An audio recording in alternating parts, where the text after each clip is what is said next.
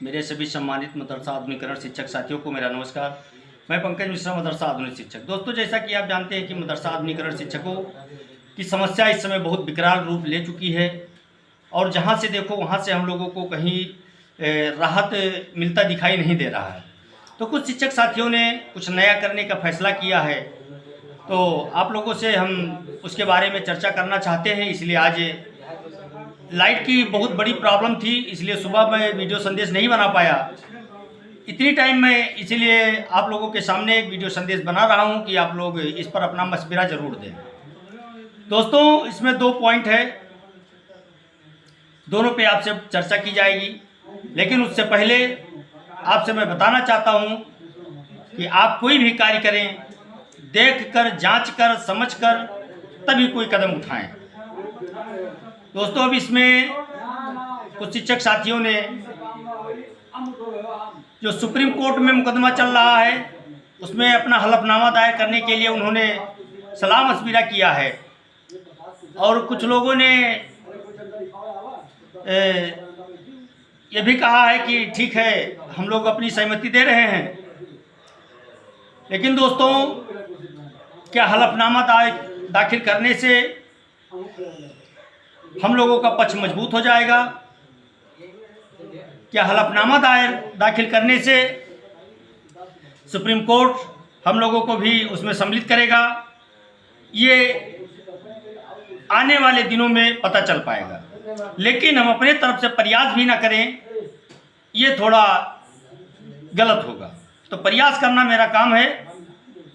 और दोस्तों, इतना आप जरूर मान लीजिएगा कि जिस तरह से NCPCR ने मदरसा बोर्ड वाले मामले में अपना पक्ष रखा है, दूसरी पार्टी बनी है, उसी तरह से कुछ हमारे शिक्षक साथियों ने आपस में सलाह मशविरा किया है, मीटिंग किया है। और मीटिंग करने के बाद में ये निष्कर्ष निकला है कि हम लोग भी पार्टी बने उसमें और अपना पक्ष सुप्रीम कोर्ट के सामने रखें। दोस्तों, वैसे मदरसा आधुनिकरण शिक्षकों की हैसियत और औकात इस समय सुप्रीम कोर्ट में मुकदमा लड़ने की नहीं है। लेकिन 100-200 रुपये अगर कहीं लगता है तो इतना जरूर किया जा सकता है। इतना करने के लिए कोई बहुत ज़्यादा परेशानी का सामना नहीं करना पड़ेगा, लेकिन इससे पहले पूरी बात को समझ लिया जाए। समय भी कम है, ज़्यादा समय भी नहीं बचा है, तो इसलिए इस बात को समझने के बाद ये फैसला लिया जाए कि हमको उसमें शामिल होना है, नहीं शामिल होना है। और दोस्तों, एक रीट हम लोगों की इलाहाबाद हाई कोर्ट में चल रही थी,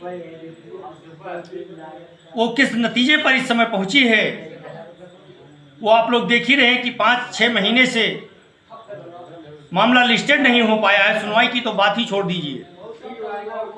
तो उसमें कहीं ना कहीं बहुत लचर कार्रवाई हो रही है, उसकी पैरवी नहीं हो पा रही है। और जो इस्लामिक मदरसा आधुनिकरण शिक्षक एसोसिएशन के राष्ट्रीय अध्यक्ष एजाज अहमद साहब उसके पैरोकार थे, उन्होंने बीच में हम लोगों को धोखा दिया है। उन्होंने एक पोस्ट लिख करके भेजा कि 100-200 रुपये का आप लोग इंतजाम करें, जिससे कोर्ट की कार्रवाई और पैरवी करने में थोड़ा आसानी हो। बिल्कुल किया जाएगा, 100-200 नहीं 500 किया जाएगा। इस बात पर मैंने अपना पक्ष रखा था दोस्तों कि प्रत्येक जिले में अपने अपने जिलाध्यक्ष को, प्रत्येक जिले के जिलाध्यक्ष को आप सूचित करें और रीट में शामिल सभी शिक्षकों को बैठा करके एक मीटिंग किया जाए। हर प्रत्येक जिले में उनको कहीं अलग जाना भी नहीं पड़ेगा और प्रत्येक जिले में मीटिंग किया जाए। मीटिंग करने के बाद में अगर 500 की आवश्यकता पड़ती है, 1000 की आवश्यकता पड़ती है, वो भी हम लोग सर्व करने के लिए तैयार हैं, वो भी देने के लिए तैयार हैं। लेकिन बिना मीटिंग के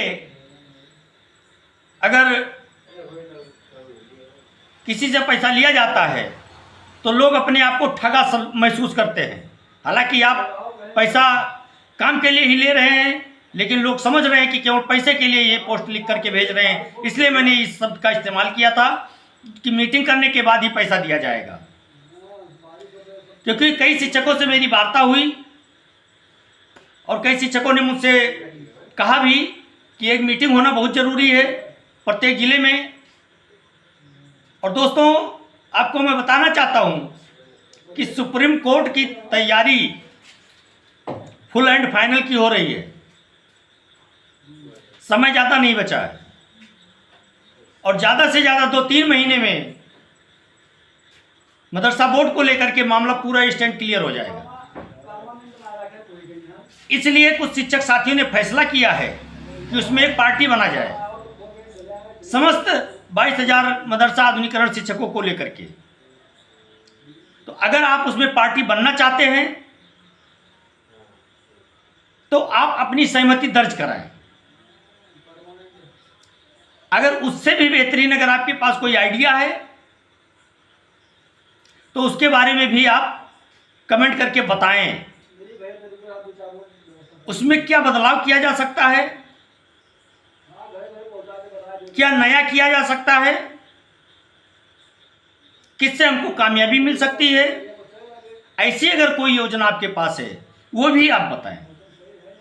लेकिन जो इलाहाबाद हाई कोर्ट में मुकदमा चल रहा है उसको इस समय पैरवी की आवश्यकता है दोस्तों। और पैरवी कौन कर रहा है? एजाज अहमद साहब कर रहे हैं। और ऊपर वाले ने एजाज अहमद साहब को हर चीज़ से संपन्न किया है। और कल वाली वीडियो में मैंने बहुत इमरजेंसी में कल वीडियो मैंने बनाया था दोस्तों। मैं कहीं अलग था, घर पे भी नहीं था, लेकिन कई शिक्षकों ने मेरे पास फ़ोन किया कि सर इस पर वीडियो बना करके आप डालिए। तो मैंने उस पर एक संदेश बना करके शाम को भेजा था और कुछ शिक्षक साथियों ने उस पर अपनी सहमति भी जताई है और बहुत से शिक्षक साथियों ने उस मामले को उठाने के लिए भी कहा है। तो मैं ये चाहता हूं कि आप लोग एक बार एजाज साहब से संपर्क करें। जो रीट धारक हैं, जितने लोग रीट में शामिल हैं, वो लोग एजाज साहब से पहले संपर्क करें, उनसे पूछें, उसके बाद उसका निष्कर्ष निकाला जाएगा। और दोस्तों, अगर कल मौसम सही रहता है तो मैं एजाज साहब को ढूंढ निकालूंगा कल, क्योंकि मैंने ये निर्णय लिया है कि पहले मैं एजाज साहब से मिलूंगा, मैं अपनी पूरी बात रखूंगा उनके सामने। कुछ हमारी बातें हैं, वो बात मैं उनसे कहना चाहता हूं जो सोशल मीडिया के माध्यम से नहीं कह सकता। कुछ मजबूरियां और पाबंदियां होती हैं जिसकी वजह से सभी बातें सोशल मीडिया पे नहीं की जा सकती। इसलिए उनसे मुलाकात भी करेंगे और मुलाकात करने के बाद जैसा निष्कर्ष निकलेगा आप लोगों से मैं जरूर बताऊंगा। और अब एक चीज दिख रहा है कि आपको कोर्ट का सहारा जरूर लेना पड़ेगा।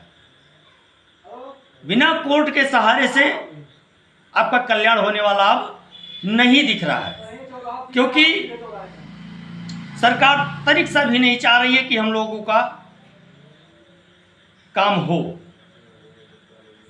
और हमारे जितने शीर्ष नेता हैं वो भी थक हार कर बैठ गए हैं। करेंगे भी क्या जब उनकी बातें नहीं सुनी जा रही है, उनको आश्वासन के बाद भी कोई कार्य नहीं हो पा रहा है, सही जानकारी नहीं दी जा रही है, तो कोई कब तक दौड़ता रहेगा।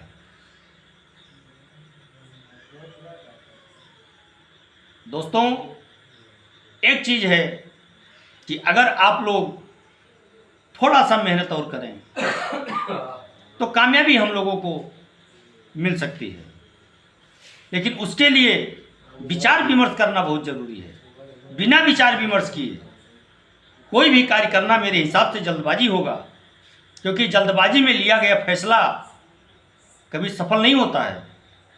वो अलग बात है कि कभी कभी तुक्का लग जाना जिसे कहते हैं उस तरह से हो जाए, लेकिन जितना इत्मीनान से आप फैसला लेंगे उतना सही रहेगा। और इतना आप मान करके चलिए कि मदरसा के नाम पर उत्तर प्रदेश की सरकार और भारत की सरकार एक, जिसको एक पॉइंट कहते हैं, दशमलव के बराबर भी मदरसे के नाम पर वो कुछ नहीं करना चाहती। ये बिल्कुल आप 100% जान लीजिए।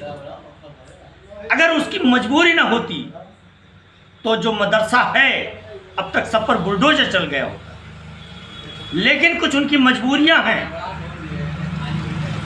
इसलिए सभी मदरसों पे बुलडोजर नहीं चल रहा है। सरकार जांच कराने की बात कर रही है, सरकार जांच कराए। हम लोग जांच के विरोधी नहीं है, 6 साल से हम लोग जांच ही तो करा रहे हैं। और हो क्या रहा है, हमारा कुछ नहीं हो रहा है। जांच के नाम पर हमको कभी ठगा गया, कभी कागज के बहाने ठगा गया, कभी कुछ के बहाने ठगा गया, लेकिन हम लोगों का कार्य नहीं हुआ, ये हम लोग जानते हैं।